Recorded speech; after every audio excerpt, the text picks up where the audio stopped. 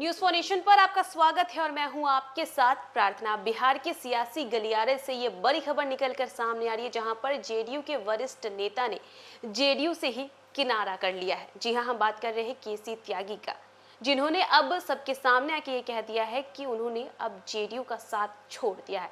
देखिए, लंबे समय से उन्होंने जेडीयू से दूरी बनाई हुई थी और आज उन्होंने फाइनली सबके सामने ये इशारा कर दिया है कि अब उनका जेडीयू से कोई संबंध नहीं है। देखिए, जहां एक तरफ राज्यसभा चुनाव में एनडीए ने बम्पर जीत हासिल की और अगले ही दिन केसी त्यागी ने जेडीयू का साथ छोड़ दिया। उन्होंने इसे लेकर के लेटर भी जारी किया है। बिहार की राजनीति से बड़ी खबर सामने आ रही है। जेडीयू के वरिष्ठ नेता केसी त्यागी अब जेडीयू से अलग हो गए हैं।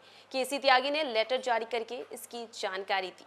बता दें कि राज्यसभा चुनाव में बीते दिन ही एनडीए को बम्पर जीत मिली।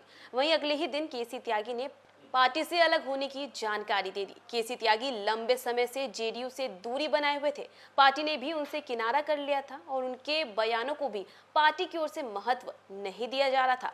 लेकिन अब तक आधिकारिक रूप से उन्होंने पार्टी से इस्तीफा नहीं दिया है। वहीं अब केसी त्यागी ने जानकारी दी है कि उनकी जेडीयू की सदस्यता समाप्त हो गई है और उन्होंने अपनी सदस्यता का नवीनीकरण नहीं कराया। दरअसल जनता दल यूनाइटेड जेडीयू से जुड़े वरिष्ठ नेता केसी त्यागी ने पार्टी की सदस्यता का नवीनीकरण नहीं कराते हुए अपने राजनीतिक भविष्य को लेकर के संकेत दे दिया। उन्होंने बताया कि पार्टी की सदस्यता अभियान समाप्त हो चुका है और इस बार उन्होंने सदस्यता का नवीनीकरण नहीं कराया।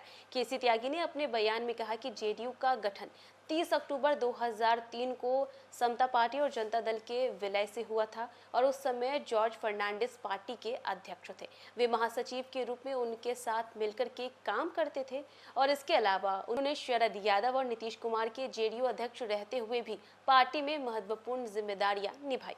उन्होंने कहा है कि वे मुख्य महासचिव, मुख्य प्रवक्ता और राजनीतिक सलाहकार जैसे अहम पदों पर भी कार्य कर चुके हैं। हालांकि पार्टी से अलग होने के बावजूद उन्होंने स्पष्ट किया कि वंचित, दबे कुचले वर्गों, किसानों और कृषि से जुड़े लोगों के हितों के प्रति उनकी प्रतिबद्धता पहले की तरह बनी रहेगी। उन्होंने सीएम नीतीश के प्रति व्यक्तिगत सम्मान जताते हुए कहा है कि वे लगभग आधी सदी तक उनके साथ ही रहे हैं और उनके प्रति सम्मान आज भी कायम है। आगे की रणनीति को लेकर के उन्होंने बताया है कि 22 मार्च 2026 को नई दिल्ली स्थित मावलंकर हॉल में समान विचारधारा वाले लोगों की एक बैठक आयोजित की जा रही है, जिसमें देश के मौजूदा राजनीतिक स्थिति पर चर्चा होगी और इस बैठक के बाद आगे की दिशा तय की जाएगी। उन्होंने कहा है कि वे आगे भी भारत रत्न चौधरी चरण सिंह, डॉक्टर राम मनोहर लोहिया और भारत रत्न कर्पूरी ठाकुर के विचारों और सिद्धांतों से प्रेरणा लेते रहेंगे। और देखिए, केसी त्यागी ने यह बता दिया है कि उन्होंने नवीनीकरण नहीं कराया था और इससे सियासी गलियारे में कयास लगाए जा रहे हैं कि केसी त्यागी ने जेडीयू से किनारा कर लिया और ये कहीं ना कहीं उन्होंने इशारा कर दिया है कि अब वो जल्द ही जेडीयू से किनारा कर सकते हैं। जहां एक तरफ एनडीए खुशियां मनानी है तो वहीं दूसरी ओर देखिए सियासी गलियारे में हलचल काफी ज्यादा तेज है। फिलहाल इस खबर में बस इतना ही। न्यूज फॉर नेशन पे खबरों का सिलसिला लगातार जारी रहेगा। तब तक के लिए नमस्कार।